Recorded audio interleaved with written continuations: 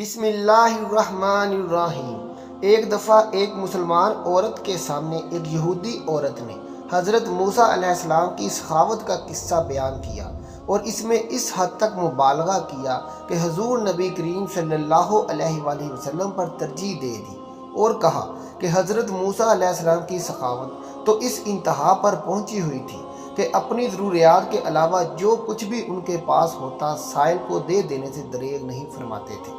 یہ بات اس مسلمان عورت کو ناگوار گزری۔ انہوں نے کہا، انبیاء علیہ السلام سب سے صاحب و افضل کمال ہیں۔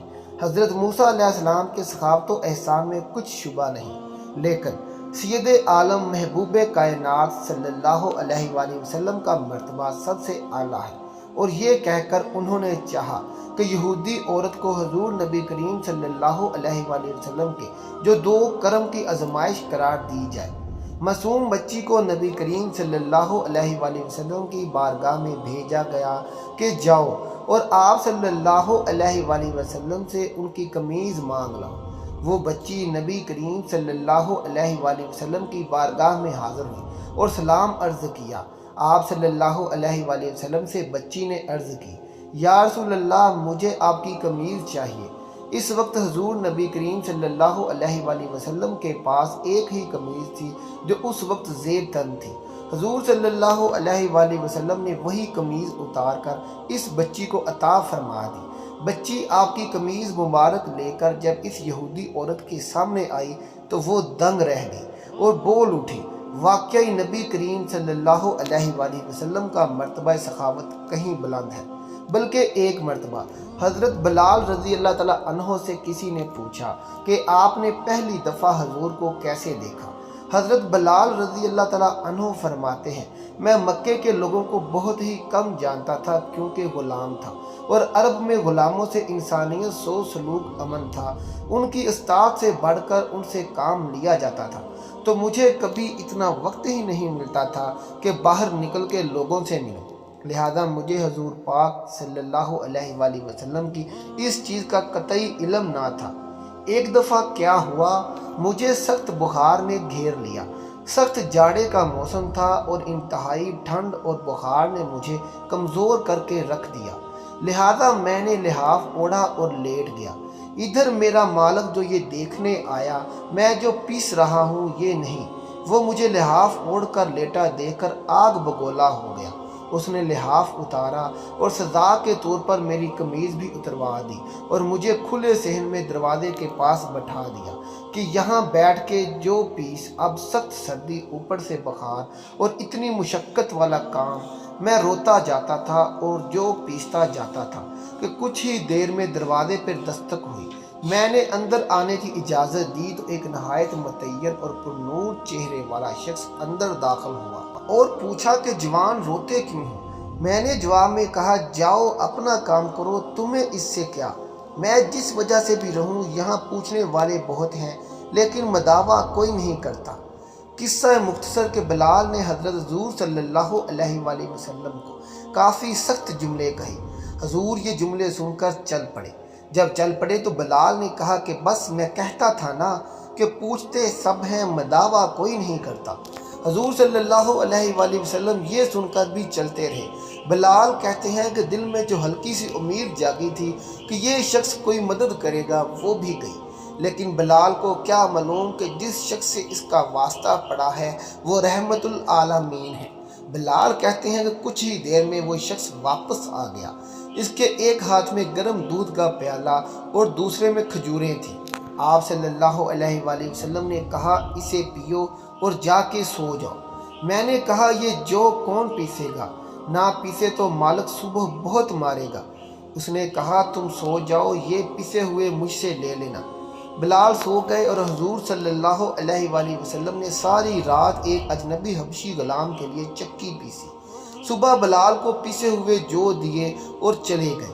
ایک رات پھر ایسا ہی ہوا، دودھ اور دوا بلال کو دی اور ساری رات چکی پیسی۔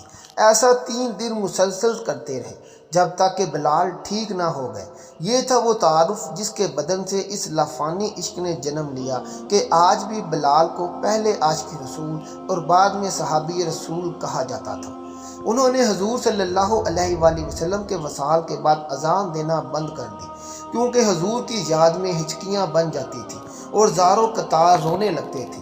آپ ہجرت کر کے شام چلے گئے اور حضور پاک کے وصال کے بعد بس 2 مرتبہ اذان دی، ایک مرتبہ بیت المقدس کی فتح پر حضرت عمر رضی اللہ تعالیٰ عنہ کے کہنے پر، اور دوسری مرتبہ حضرت بلال رضی اللہ تعالیٰ عنہ رات کو سوئے ہوئے تھے تو نبی پاک خواب میں آئے اور فرمایا، بلال اتنی سرد مہری ہے کہ اتنا عرصہ گزر گیا تم ہمارے پاس آتے ہی نہیں، جہاں محبت ہوتی ہے وہاں محبت میں شکوے بھی ہوتے ہیں۔ تو حضرت بلال رضی اللہ تعالیٰ عنہ کی فوراً آنکھ کھل گئی، بیوی سے فرمایا، ابھی تیاری کرو، میں ابھی رات کو ہی سفر کرنا چاہتا ہوں، میں صبح کا انتظار نہیں کرنا چاہتا۔ بیوی نے سامان باندھ دیا، چل پڑے اور مدینہ منورہ پہنچ گئے۔ مسجد نبوی میں حاضر ہوئے اور نبی پاک صلی اللہ علیہ وآلہ وسلم کی خدمت میں انہوں نے سلام پیش کیا تو اتنے میں نماز کا وقت ہو گیا۔ صحابہ کرام حضرت بلال رضی اللہ تعالیٰ عنہ سے اذان دینے کی فرمائش کرنے لگے۔ حضرت بلال نے منع فرما دیا۔ اتنے میں 2 شہزادے آ گئے، حضرت امام حسن اور حضرت حسین رضی اللہ تعالیٰ عنہ۔ اب حسنین کریمین نے بھی فرمائش کر دی تو ان کی فرمائش منع نہیں کر سکی۔ شہزادوں کی بات کو انکار کی گنجائش نہ تھی تو حضرت بلال رضی اللہ تعالیٰ عنہ نے اذان دینا شروع کر دی۔ اللہ اکبر کہا تو صحابہ کرام نے وہ اذان کی آواز سنی جو نبی پاک کے زمانے میں سنتے تھے، تو نبی پاک کی یاد میں جوش مارا صحابہ کرام زاروں قطار رونے لگے۔ حضرت بلال کی بھی ہچکیاں بن گئی۔ عورتوں نے بھی آواز سنی تو اپنے چہرے ڈھانپ کر بچوں کو لے کر مسجد نبوی کے دروازے پر آ کھڑی ہوئی۔ عجیب منظر ہے، مسجد کے اندر مرد رو رہے ہیں اور اس آواز کو سن کر جو محبوب صلی اللہ علیہ وآلہ وسلم کے زمانے میں سنا کرتے تھے، اور مسجد کے باہر عورتیں رو رہی تھیں۔ اذان تو ختم ہو گئی، مگر معاملہ اور نازک تب بنا جب ایک 3-4 سال کا بچہ اپنی ماں سے کہنے لگا، امی اتنے عرصے بعد بلال رضی اللہ تعالیٰ عنہ واپس تو آ گئے ہیں اور نبی صلی اللہ علیہ وآلہ وسلم اب واپس آئیں گے۔ صحابہ کرام نبی پاک کو بے تحاشا یاد کرتے تھے۔ ناظرین، جب ہم رسول اللہ کی حیات مبارکہ کا مطالعہ کرتے ہیں تو آپ کی حیات طیبہ میں سخاوت اور مہمان نوازی کے بے شمار واقعات پاتے ہیں۔ آپ کا یہ معمول تھا کہ آپ صلی اللہ علیہ وآلہ وسلم کے گھر جب کوئی مہمان آتا تو جو بھی بہتر سے بہتر میسر ہوتا مہمان کی خدمت میں پیش فرماتے۔ بعض اوقات کھانے کے دوران اگر کوئی آ جاتا اسے بے تکلفی سے اپنے ساتھ شامل فرما لیتے۔ صحابہ میں جو بھی انتظامی ڈیوٹیاں تقسیم ہوتی، ان میں سے آپ صلی اللہ علیہ وآلہ وسلم اپنے ذمہ بھی کچھ نہ کچھ ذمہ داری لیتے۔ جب کافی تعداد میں مہمان آ جایا کرتے تو آپ صلی اللہ علیہ وآلہ وسلم صحابہ میں مہمانوں کو تقسیم فرما دیتے اور اپنے ساتھ مہمانوں کو گھر لے آیا کرتے تھے۔ حضرت ابو ہریرہ رضی اللہ تعالیٰ عنہ بیان کرتے ہیں کہ ایک رات ایک کافر رسول اللہ کے ہاں مہمان بنا۔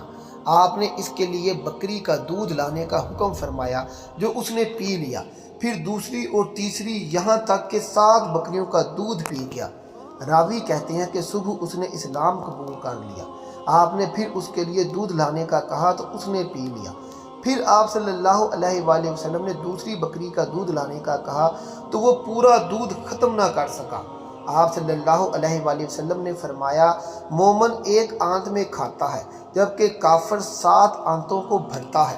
ناظرین کرام، مہمانوں کے کھانے پینے پر مسرت محسوس کیجیے۔ مہمان زحمت نہیں بلکہ رحمت اور خیر و برکت کا ذریعہ ہوتے ہیں، اور اللہ جسے آپ کے ہاں بھیجتا ہے اس کا رزق بھی اتار دیتا ہے۔ روایت کے مطابق حضور اکرم صلی اللہ علیہ وآلہ وسلم کے پاس جب مہمان آتے تو آپ بذات خود ان کی خاطرداری فرماتے۔ آپ مہمان کو اپنے دسترخوان پر کھانا کھلاتے۔ مہمان نوازی کو ایک فرض قرار دیتے ہوئے آپ نے فرمایا، جو شخص اللہ اور یوم آخرت پر ایمان رکھتا ہے اس کے لیے ضروری ہے کہ وہ مہمان کی عزت اور تکریم کرے، مہمان کا خصوصی احترام کرے، اور مہمانی 3 دن 3 راتیں ہیں۔ مہمان کے لیے یہ بات جائز نہیں کہ وہ اتنا طویل قیام کرے جس سے میزبان مشقت میں پڑ جائے۔